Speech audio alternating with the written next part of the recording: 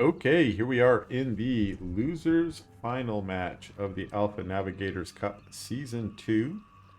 And this is going to be Snoxtar spawning here in the top right of Boneyard in the Blue Infernal. His opponent with a surged arch ship already flying across the map. This is going to be High, or Hiya, is what I've now been told by Game Friend, is how you pronounce his name.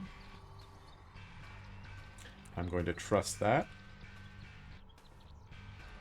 Why would Game Friend lie to me? He is a friend of the game, as is clearly in his name. Also, just a good dude.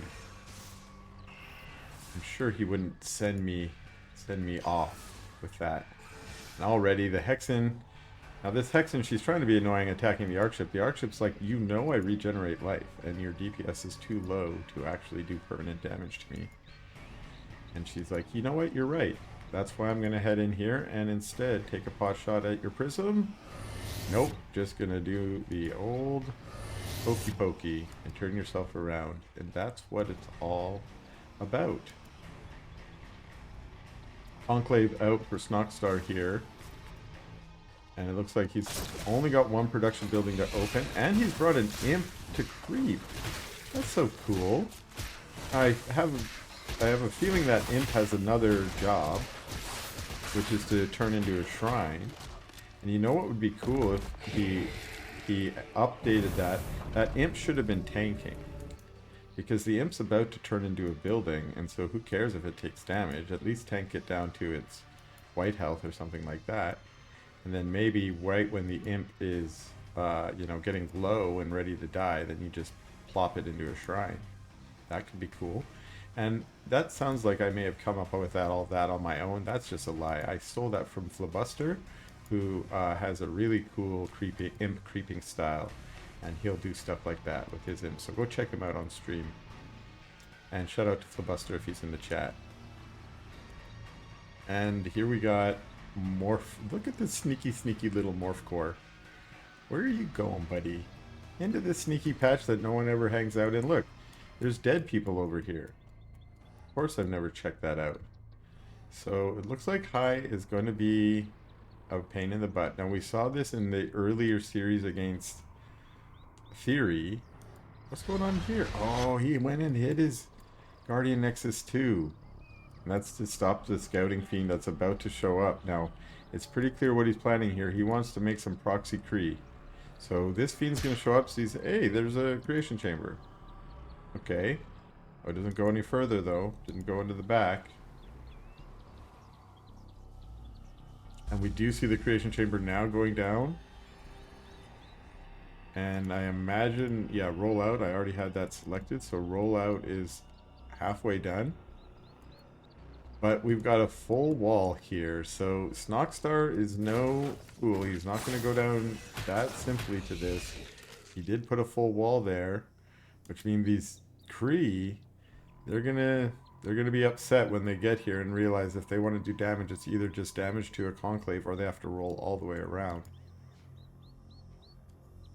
And Snoxtar is going to let his Gaunts soak up. This is something I've noticed more about Snoxtar's play today, is he will be a little bit more defensive and conservative with his units. Excuse me there. Now he's got a Fiend into the main, and again, he sees, so this is about the secret tech. He sees there's two collection array, or sorry, two creation chambers. Oh, now he sees a, where did that Kree come? Why did the Kree pop out here and not up here? Maybe he popped it out to deal with the Fiend? I'm not certain. But in any case, these Kree have... Oh, he just noticed it twice. He tried to move his Kree onto the high ground and they started rallying the other way, and he kept re-microing them to see why they were not going the right way, and he realized there's a full wall there. Now, some of his Kree have opted to, yeah, focus on this building, and there are going to be some Gaunts here that are just going to try and deal with them. Meanwhile, at the front, ooh, look at this. A partial wall with some brutes forming the wall here, and more Gaunts showing up to fight. What a huge hold here. It's as though Snoxtar kind of knew something like this was coming. It's possible he may have heard that that was what was going on in some of High's other matches today. I didn't see the matches against MSRM, but it's possible he tried this there as well. Ooh, another Gaunt, unfortunately showing up on the low ground. This Conclave is going down. It is about to... No! It is about to go down, and now these three are going to get on top of these Gaunts. They're into the main here. Bye-bye Gaunts. They're going down. Some of the Kree are separating off while the others are dealing with this army. The rest of the Kree are heading to the Imp line in the back. And they get some AoE on there, but the Imps turn to fight for 1 second, and then they turn and run. But now it's Imps just in a chaotic panic. A few Kree here engaging a Brute, but it's going to go down. We also have another Brute over here. You hear the exploding Krees. A Spriggan shows up. This could be the answer, but maybe it's a little bit too late. It's hard to see how many Imps have actually gone down so far. And these Kree are still focusing on Imps. The Imps turn to fight, which is one way to preserve their life. They get away from the exploding bodies, and then they're right back to mining. It looks like we're at 12 of 12 here. Okay, so this space is not exactly down. We have 7 Imps here, so it's not that bad. Not that bad in terms of the econ damage. But we have more coming out. Remember that Conclave did go down. But it's Spriggan tech now. The Spriggans are going to focus down the Argent, and then they're going to have free reign on the Kree. But in the meantime, the Kree here they have been focusing down the Conclave, and it goes down again. That's the second Conclave to go down, but there's a mag out now, and look at all that trample damage he's getting on those Kree. However, they just roll on by, try and get on top of the Imps again, and a lot of damage there on the Imps. No, the Imps... They should have mineral walked through the Magmadon. Instead, they got blocked by the Magmadon. So many more Imps going down. Unfortunately.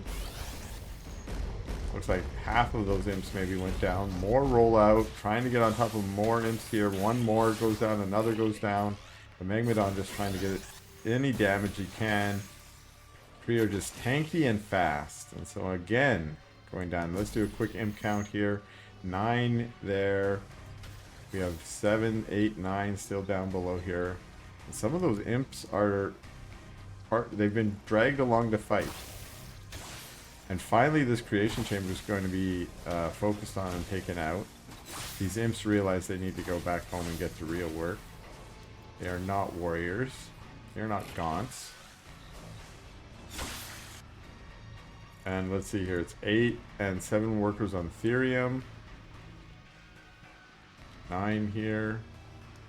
This mine has 10. Okay, that's fully saturated, it's, at least as far as some folk consider. Actually, very strangely, Imp number 9 and 10 are worse than Imp number 11 and 12.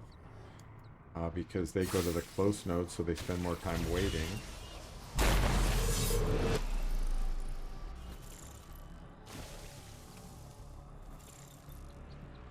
Alright, these Sprigs now are going to hopefully try and get some kind of response here. There was damage taken, but not enough to GG out by Snoxtar, so he now has taken out an array. Now, can he find this one? It looks like he is going to come over here and get this one as well. And another Sarvin's Watch goes down. It hits the weak Sprig. That weak Sprig is going to go down. And he just focuses the 2 link nodes and then tries to wait for Sarvin's Watch to end. Now we have Vectors out. Vectors are good anti-air.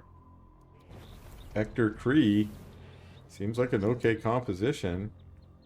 Where you going, Meg? Oh, is he going to go take this out all by himself? I don't think that's wise. Oh, but these Sprigs managed to get back here, waited for Sarvin's Watch to end, and they killed this whole base. The Vectors leap out up onto the high ground and then recall themselves back down again. But the Spriggans had already got away. They had already done their damage.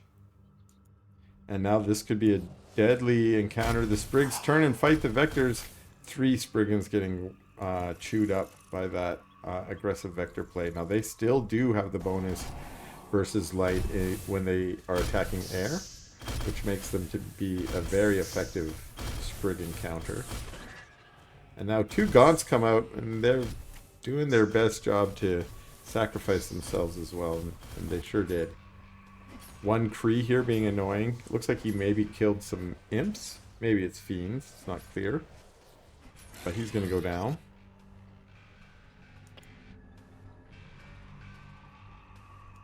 And where are these vectors going to head out to? Looks like they're going to put some harass on, but the whole army is here, so it's... You know, they do have this good maneuverability, and look at them. They use their delta jump in there. They use their recall after they take damage to heal back up. Nice dodge of the Nightfall infestation, but Snoxstar is doing his best to try and catch these units. The binding saliva or blinding saliva, depending on which tooltips you look at, is it slows down the units, so it's one way to catch them. Now again, that comes from the Spriggans. Look at that anti-air. I never realized the anti-air attacks look differently. It had kind of a cool look to it. Now that poor vector gets zoned all the way back here and it gets taken out. And these vectors still trying to be a little bit aggressive here, although I think maybe it's Snoxstar who's starting to stabilize in this game. He's been able to get his econ back up. He did take some early damage from those Kree, but his supply now is telling the tale, and a lot of high supply or high yes supply is in his vectors here, and they're more harass units. They're not going to be good to just go toe to toe with an army. And there, ooh, another dodge on the Nightfall. One of them getting caught. And look at Snoxstar deciding, hey, those trees were in my way. I'm just going to get rid of them. And here's where we see the power of the harass and the kite. They're able to, ooh, jump on top, kill a Spriggan. But they are starting to get low.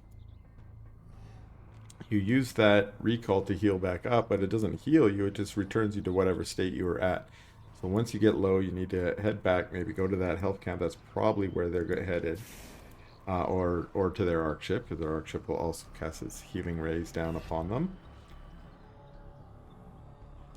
And Snoxstar now up about 30 and 35 in supply. He hasn't overcommitted to the Spriggans as a result of the vectors being on the field, but he is still replacing them as they get lost. And I think that's just to make sure he has some air units to counter Kree or to be harass. He's going back to check on this base again. It has not been rebuilt. It's in fact this base that's been built instead. And now these vectors are being really annoying. They jumped in here, killed some imps. Now they're focus firing down that shrine. I didn't realize they had quite that much DPS. They did take out the shrine. And it's Snoxstar who's trying to be aggressive here. He sends some of his units here to get an Ethereum miner. Actually, he focuses straight... Oh, yeah, no, he goes for the prisms. I thought he was going for that link node for a second. I think it's still wise to go for it in case it might be turning into a strike node. But he's also in the natural here with the bulk of his army, daring those vectors to come and engage him. Instead, they are picking off a few lone units here. Again, looks like focusing prisms. Now there's a Sovereign's Watch called. One of the power banks goes down. These Gaunts should get out of there if they don't want to die to that laser beam. And now, interesting, he's sort of being defensive on top of this ramp here, where this isn't even his base. This is High's base, and if I was him, I would go into the main and start taking out buildings. Instead, it looks like he's opting to take out the health camp. This is sort of an interesting choice. These vectors could be punishing. Jumping here on top, but actually having to micro really quickly, having to recall back really quickly. You see that Purify there. Doesn't gain any energy for them. It just has cleared off all of the infest. And now these units are being nasty, destroying some prisms here. And we see the vectors now. They're just retreating away. And actually, this is kind of in Haya's favor because he's luring Snoxstar's army away from his base with the lure of killing all these vectors.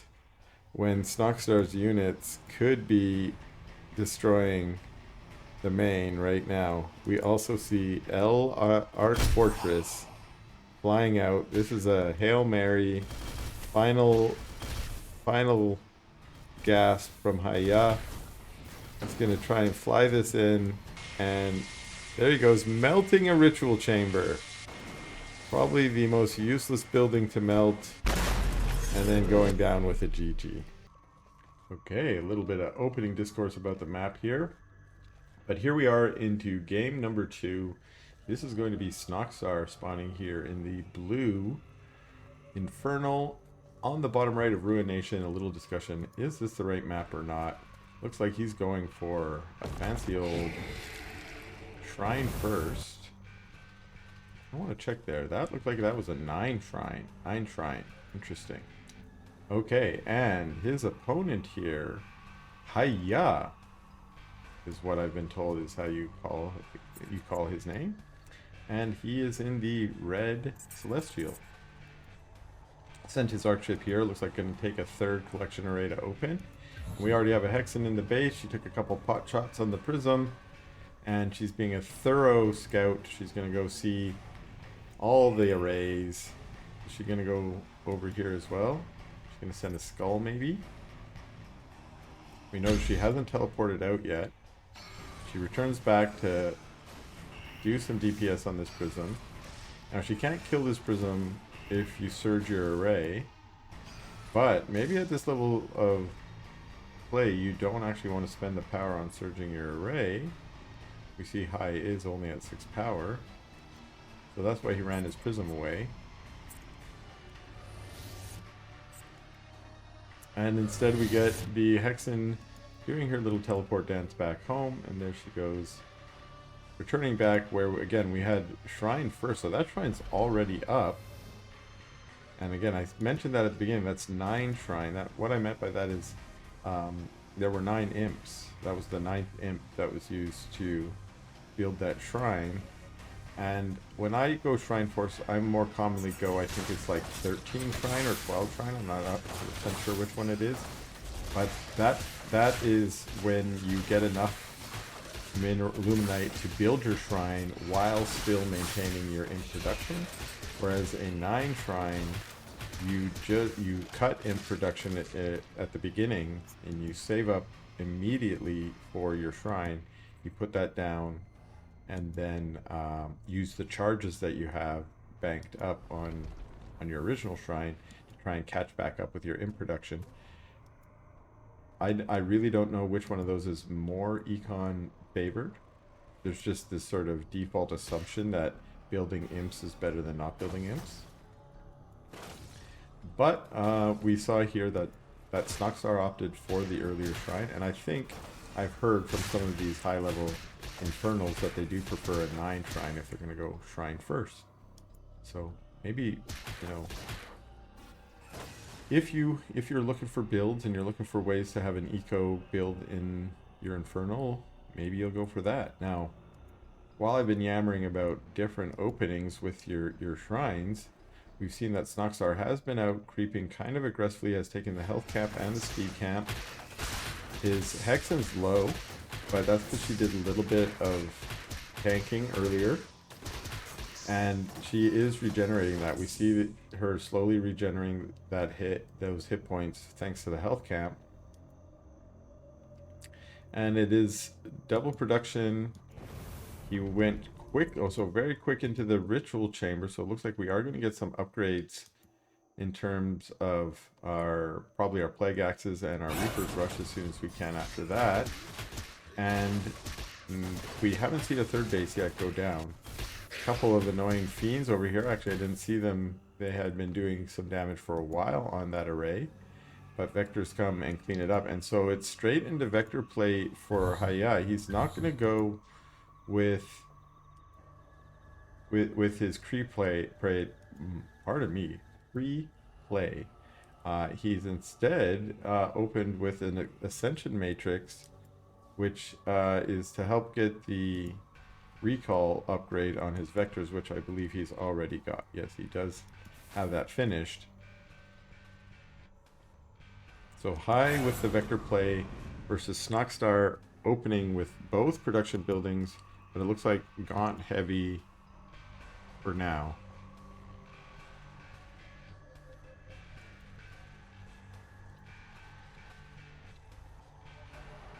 All right. Oh, very well saturated Therium. He's got both his Therium patches fully saturated. Not quite fully saturated on his Luminite, but with 8 each, that is, you know, your maximum mining imps are on there. Everything after imp number 8 is diminishing returns. Something that might actually be changed in future builds of the game. At least we've had that hinted at. And one reason for that is that the current implementation of the mines are that they are basically 4 simulated patches of mineral patches, like as though this was a StarCraft 2 clump of minerals. There's 4 patches in squares here. And that's why these imps at the back, they kind of go and then they hit that back corner, that back quadrant. That's because they're trying to mine from the patch at the back. That is just an ad hoc way that these were set up originally, and they may be changing that. At least that's one guess I have about what they might be changing. And huge shout out for Delarus for explaining that to me from the Discord. Since again, a lot of this information I share is not something that I've come up with or I've figured out. It's usually just something I've picked up from spending way too much time on that Discord chatting with all my buds on there. Okay, so it looks like Haya's going to move his vectors out. He's going to try and do some kind of harass with them. And he does a scan to get on the other side. But look, Snoxstar has that scout farm there. And as these vectors get in, they can focus down the Shroud Stone, but they had to delay their harass to focus down the Shroud Stone. And then they all had to recall their way back out as the army arrives. So then they try and get to the front. They are going to pick up a couple Gaunts there. But again, these Gaunts already got their Reaper's Rush legs on, and they're running nice and quick. Trying to get some harass. We see the delta jump from the vectors. But one thing that's worth noting, that strategy where you delta jump in, do damage, and then recall back out to heal back up. While you've delta jumped in, after the delta jump, you take additional damage. Let's see if we can get some actual details on that. It doesn't tell us here in any of the tooltips, but you will take an additional damage after the delta jump. So it seems like it's this perfect play, but it's actually, you do become more, so right now, more vulnerable. Do we have the debuff here? Here we go. We'll take 50% bonus damage from attacks and can recall at any time. So then they recall back, but when they recall back, they go back to their old health. So that's sort of part of the cool benefit. They're kind of like Blink Stalkers, but with a couple extra details added in. The distance they can recall back to is unlimited. So they could, for instance, do a delta jump here, then go in and then recall back. I do believe they can only recall for a certain amount of time. We did see that tooltip when we were looking at it. It does run out after a while. So here we do see them jumping in again, delta jump in. They have that debuff. Okay, and I guess it also means that while they're doing their harass damage here, they have to, before that debuff is done, recall back or else they'll run out. Looks like Hai is sticking to this plan here. We've got the Arc Fortress now is going to come in and try and also do some harass, be annoying, while we actually see Snoxstars out on the map now, trying to chase those vectors down. Dropping, link nodes. Usually it's a power bank up here. Okay, Vector's trying to be annoying up here as well. Finding a base up here where Hayao wants to build his own base. And recalling back down to the low ground, trying to fight these units on the low ground. Now the army's up on the high ground, and this is when we see the Arc Fortress come out. Here it comes. Looks like it may have already done one attack, or at least this Elder Shrine is taking about half of its damage. Here we see another Fate Stand. I'm assuming this is the second one. Trying to melt it down. We have a couple of Shadow Flyers impacted on this, so it's quite low in health. Oh, immediately triggers another one. I didn't know it could. It had no cooldown on that, and that Elder Shrine is gone. That's bad news for Snoxstar. But also losing the Arc Fortress. And these units, so there is a Blast Node here that's, doing some serious damage to these units. Oh, I hate to see that. Blast Nodes are just, they just tear through Infernal units.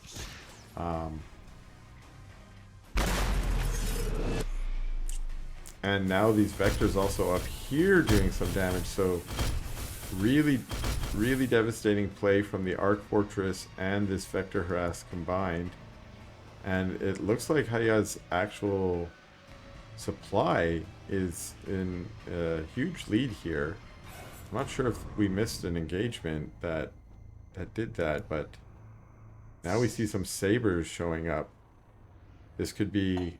Vectors aren't usually the units that are going to end the game, but Sabers can. These Sabers get into the main and are able to focus buildings, or in this case, get some good hits on these Gaunts, even with their speedy legs. If the Gaunts line up in the lines that they like to line up in, the Sabers just start to melt them. Here we are with a full concave from the Gaunts, and this is what I'm talking about. They're basically just lining up to be AoE'd, and they all get melted down, and that's a G, and I assume another G from Snoxstar. Boom. Okay, here we are. Once again, game number 3. Snoxstar here opening already quite quickly with a Conclave Vault. So going for some units. And where is that Arc Ship? There's the Arc Ship surging, and already moving across the map is Haya in the red Celestial. We also see a Morph Core leading the charge. Where are you going, Morphe? You're going to turn into an array here? That's a very common thing to do in an aggressive play like this. But nope. Not at all. Not at all. We see Ethereum Purifier here, but it is 2 prisms on Luminite. That might tell a tale. I think the tale is... You're seeing it right here, my friends. I thought these Morph Cores were going to do some proxy, but nope. Did you know Morph Cores can attack? I don't know if Snoxstar knows what he's up for right here. But here we are on today's episode of When Morph Cores Attack. And here they come. Plinka plinka. You can hear their little attacks in the night as they fire down on these imps. Poor imp, are you going to do anything? No, he sends to mining. And we immediately see that these units are coming back. Of course, the brute's not going to help any. And it is imps going down. It's an imp bloodbath. We're down to 5 imps already. These Gaunts are trying, but it is 5 Morph Cores. I don't know what 5 Morph Cores... What you do against 5 Morph Cores. I think you GG. And we will see. Because the first couple Gaunts got taken out. Now, Morph Cores do have bonus damage, and I believe it is against light. It's +6. They only do 2 damage. But if you are a light unit like a Gaunt, yikes, watch out. Now this typically only works against Infernal because Infernal's anti-air is light. And that's a well played from Snoxstar. Alright, we're back at it once again. This is going to be Haya in the blue Celestial. Not scooting across the map this time for a Morph Core rush. Probably could still do it in this game, I don't know. But we see already a Lumber Imp out for Snoxstar chopping down the trees in the middle. Not only does this grant you access to this camp, which can be lucrative, it is also going to immediately shorten the rush distance. So now, instead of having to go around the outside like the 2 Trailer Park Girls, you can go right down the middle. And we'll see what that means. We might be getting a rush here. Now, it's not looking too rushy because we have only 1 production building and we have the farm going down. This is an interesting place for the farm. I've seen this for a couple. I don't know if the Fellhogs can reach from here. They might. but it also is a good defensive position. Should you be attacked from this angle, which is a common angle to be attacked from.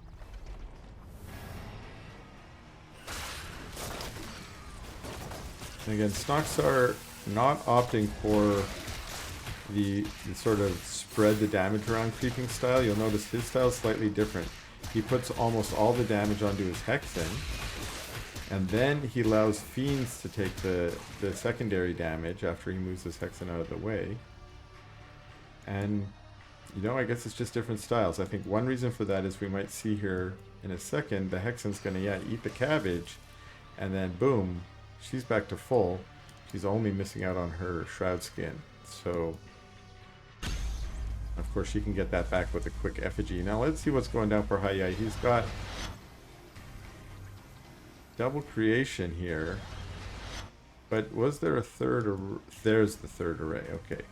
So, sometimes if you do 2 array into your creation chamber, you're being a little bit safer. At least that's what Hayat told me on his stream the other day. And I say told me like he was telling me specifically.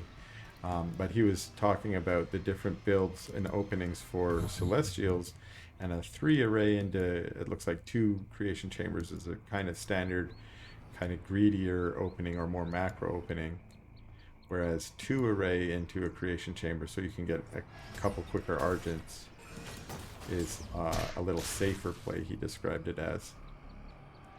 And now these 3 Argents are trying to, give these Gaunts and Fiends reason to get off my lawn. They come and they take that healing cabbage for themselves.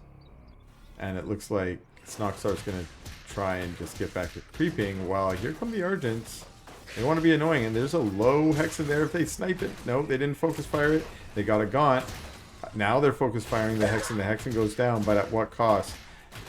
Maybe no cost. No, one of those weak Argents gets taken out. A second one gets taken out. So 2 Gaunts go down. A Gaunt and a Hexen go down. Maybe more. Maybe some Fiends or some other Gaunts as well. For the cost of 2 Argents, that might be a good trade.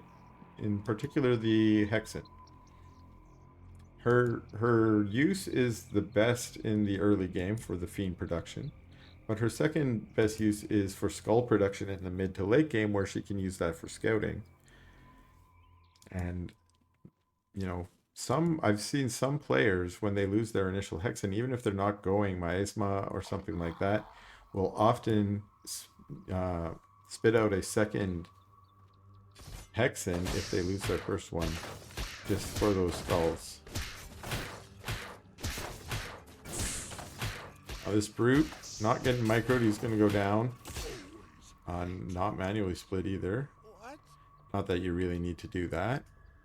They gain the Shroud Skin white health, but we're seeing these are just going to be sent out to scout anyway, so it's almost as though they were intentionally let to break.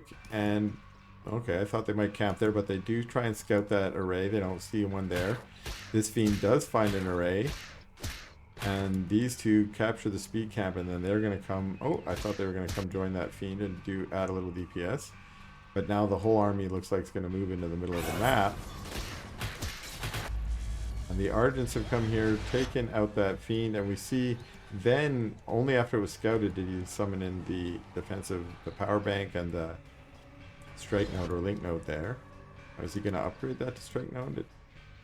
He summoned the link node, but he didn't upgrade it yet. Staying on Argent tech for Haya, and we see. So he's going to go creep in his camp as well. And it's a lot of Gaunts plus just, 1 or 2 Brutes, it looks like, being added for tanking. So, this almost appears to be an intentional. I'm going to send the Brute in to do the tanking on this mobs, but I expect it to die. I want to preserve my Fiends. I want to preserve my Gaunt count. All of a sudden I saw this blue down here and I thought, oh no, there's a huge flank going on. Nope, that's just water on the map. The water on this map sometimes confuses me in that way. Also, this other little patch up here can confuse me.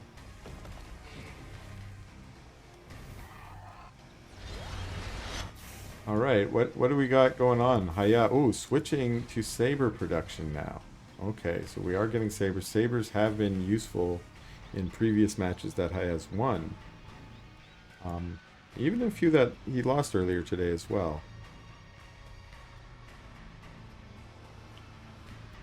Third base up.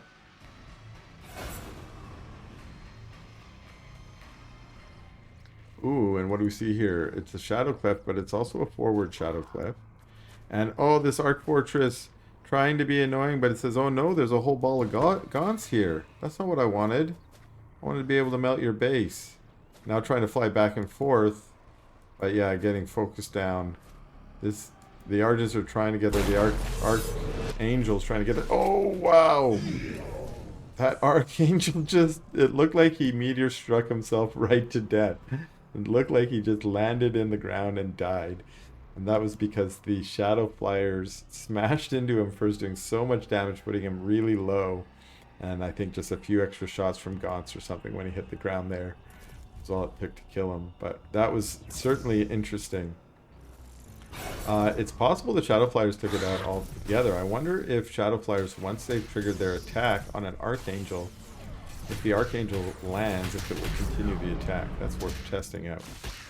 But right now, Haya is in full retreat. Another Saber taken out, trying to get a Purify on those Argents to keep them powered up. But snoxtar maybe wisely choosing not to push in there. There is the defensive structures of a Celestial can be pretty devastating, especially to some squishy units like Gaunts.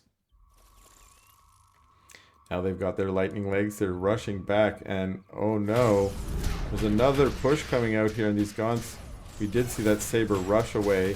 These Argents are up on the high ground trying to maybe use that choke to their advantage. Some units chase the Saber away, but the high ground advantage melted down, and the Gaunts are on top of all these units now, and in a second they're going to be able to take out this Arc Station as well. Bye-bye Arc Station. All there are now are Sabers. Sabers are pretty good, but not good enough. That's going to be GG from High. Okay, here we are in the final match. Game number 5 of this loser bracket finals. This is going to be Haya in the blue Celestial and his red Infernal opponent, Snoxtar. Both of them, their tournament life is on the line in this game. Winner goes on to the grand finals. Loser ends up in third place. Yeah, I'm trying to figure out how the placing works. So the third place, and I think we do have payouts for all the top 4, maybe more than that. I can't remember the payout structure, and this is a great time for me to remind you all, if you do have a little extra coinage in your bank account and you want to support these players, you can go to the Matcherino. You can find that in my chat and go donate a couple dollars and up the prize pool. When I checked before today's matches, it was at $376.50. I would love to see that up to 400 or 500 or 1,000.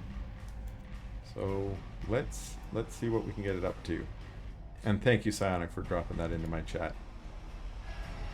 Psionic's always out there supporting this community, so huge shout out to you.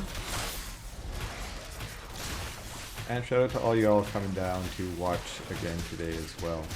This Hexen doing her creeping thing as usual, getting low, and then pulling back, and again we see the Fiends doing the tanking. Tanking is what I meant there, as she's creeping. And oh, the Fiends being left to soak up. Even though they're going to be the ones that heal up the fastest, they don't really need to soak there. It's the Hexen who wants to sit in the bath for a while. She's kind of low. Where did those Fiends go? Oh, they just came to join the creeping force. I thought they might go out and scout.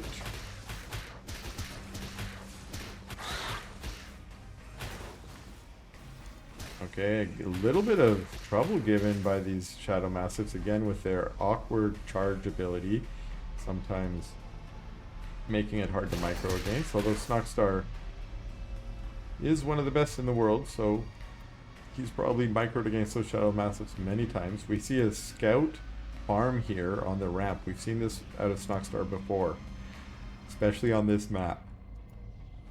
Just seeing if someone's gonna knock these down. I mean, I've seen people even put it right over here. And I do think having a farm out there, it's two purposes. One, it's vision on the map, so you will see those units before maybe they get into your main.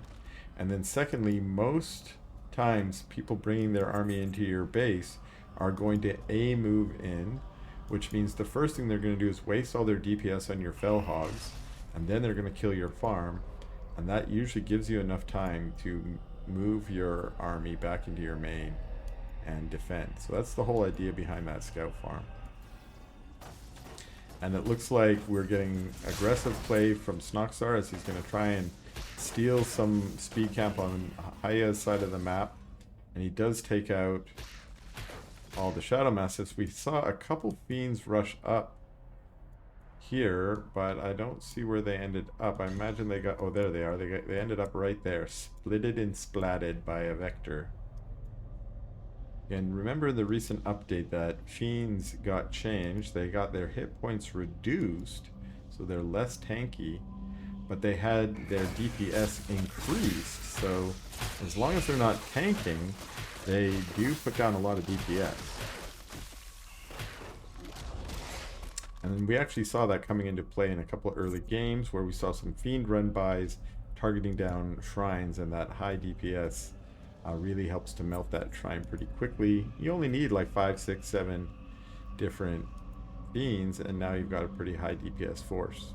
Again, just remember, not very tanky, so anything challenges them, they kind of just evaporate. Alright, just as Snoxtar's going to try and take this camp, we get the Vectors trying to leap on top. They do get one kill on the Gaunt and on the Brute. The Gaunts are just trying to focus the Shadow Demons, hoping not to get picked off here, but yeah, the Vectors are being well microed, focus firing down. A couple of the Gaunts turn to fight the Vectors, and that's enough to make the Vectors scoot away. There they try and do their Delta Jump and Recall trick. I think they did manage to snipe another Gaunt there. And Snox are retreating back, getting back onto some Shroud, sending the weak units down to soak in the healing camp, even just for a second. And now the Vectors here trying to steal the speed camp. I think part of the reason he pulled the weak units back is he noticed the Vectors were still being aggressive on this side of the map. In fact, he's pulled all the way back into his main. Ooh, very, very good. He's anticipating a scan, delta jump, recall kind of action here. And in fact, what we're seeing instead is these Vectors are just doing some creeping. But we see that the army of Snoxtar is basically just positioning itself in case one of those pushes comes to be in a good spot. But instead, this Luminite tower just gets taken out. And the Vectors move on to keep creeping out on the map. And I think that might have also been a signal to Snoxtar here saying, oh, you're out creeping, I guess. You took that camp, I'll just go steal the resources from you then. Oh, and he does move back. I thought he might get out on the map and do some creeping of his own. For instance, he could creep this camp quite easily with his Gaunts. He can glitch him out a little. He has recovered that Luminite with his Fiend, and yeah, okay, so now he's going to micro that Fiend out to do some more. This Fiend looks like it's going to steal the Vision Camp, and this Fiend is looking for secret collection arrays. It looks like Haya's still just on 3. We'll just do a quick check. Oh, another Arc Ship being produced. Always a fan of the second Arc Ship. And one thing we've seen from Haya today in almost all of his matches is having 2 arc ships, using one as an arc fortress at some point to use laser beams. Here we finally got that move, and this is exactly what I was mentioning. They A moved in, they killed the fell hogs, and they killed the farm, and once they got up the ramp, there was a whole army there. So yeah, they got damaged, they killed the farm. But that's what the role of that farm was, to die. And oh, a skull going out there now. I was wondering, do you replace that farm after it's done its job? It seems like it might be wise. We saw a Weaver there with a lash on it, on one of the vectors.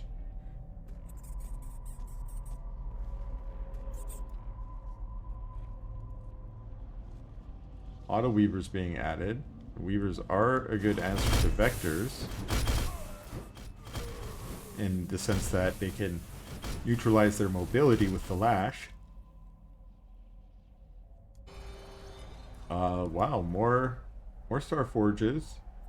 But if I'm going to predict a transition here, it's going to be into sabers. We already see sabers. There we go. Our first 2 sabers, maybe. And yeah, we've seen this out of Hayat before. And we'll see how it goes, because sometimes the sabers have been effective at just melting the Gaunt army. There's a nice Delta jump up onto the high ground, but there's an army already waiting for him.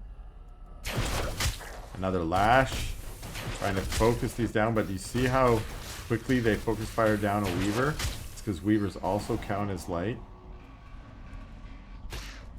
And I keep saying that, and I keep forgetting that that bonus first light has been taken away. They just have good DPS, I guess. Their DPS is 9, but they attack 3 at a time. If I understand properly, it fires 3 missiles with each attack. That's actually 27 damage. That's a lot of damage. Okay, so now these vectors are out looking for stuff. This is an interesting farm here. That's just so there's no proxy creation chamber. I don't know when that went down, but remember we did see proxy creation chamber at a high in, I think, game 1 or game 2. So, or actually it was a couple games here today. So good defense. Snoxtar has all these different answers.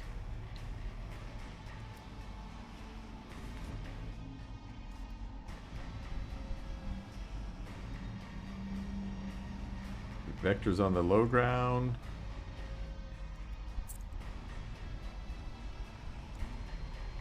Sorry, Vectors here hanging out in this Therian camp. I'm not... Yeah, I think they're just trying to capture it. Thought they might have something in mind, some kind of trickery, but nope. And another Gaunt's just going to go back and retake it. Well, this army's starting to move out on the map. These Weavers super slow off Shroud. And now we might get a little engage here again, just as he takes the creeps again, just like last time. But we do get 1 lash on one of the Shadow Demons. Again, part of the lash, it does damage, but it also does a stun ability, so that just stops them from doing a little DPS. Okay, a couple sabers there. Now look how many sabers there are. Wow, this is a good saber force, especially with some vectors to do some tanking in the front line. That's not usually what you use vectors for, but ooh, okay. Saw some blue dots up here. We got some expansion up here, and we do have a Shroud Stone going down. And we also have the whole army of Snoxtar as... Ooh, we see a dragon show up. So we do know there's a dragon on the map now. It's an 11-minute dragon. That's around the time you can get a dragon if you haven't been harassed too much. Some Weavers here trying to do some damage to the vectors, but they're just so slow, and the vectors are so maneuverable. It does look like this base got mostly taken down or cancelled, possibly. This arc ship is getting focused. That's not good news. The arc ship's about to go down.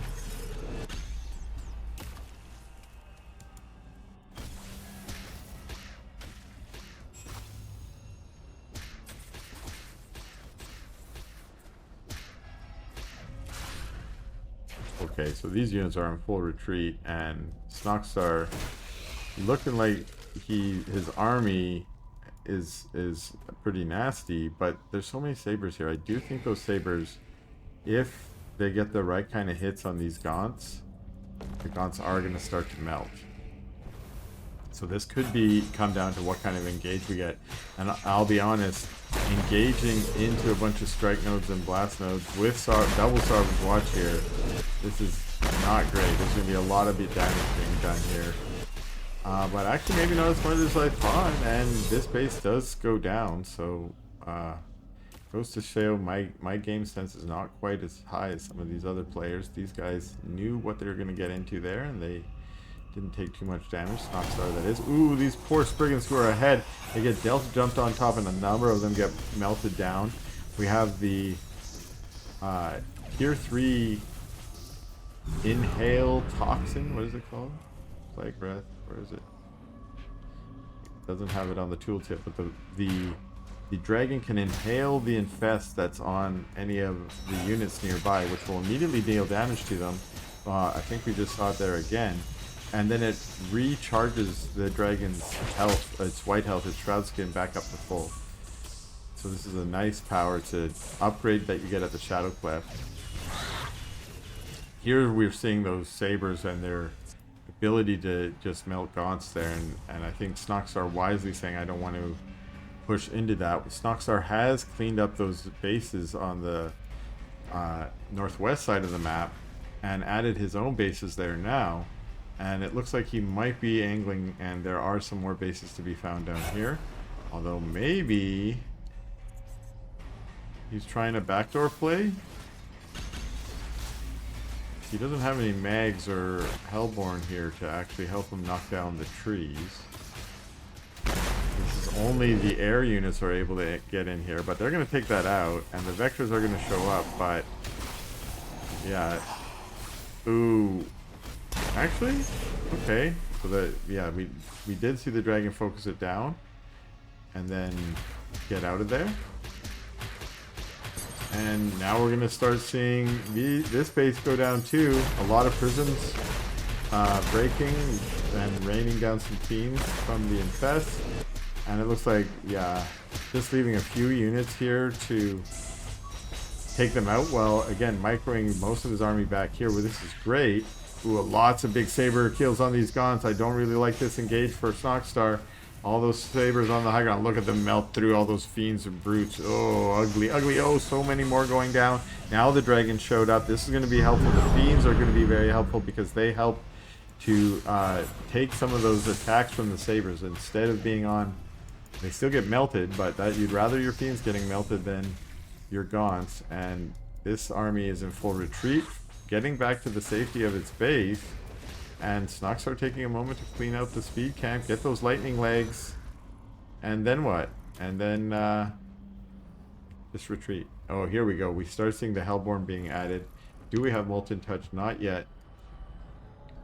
We know we're on tier 3 here with the dragon out in play.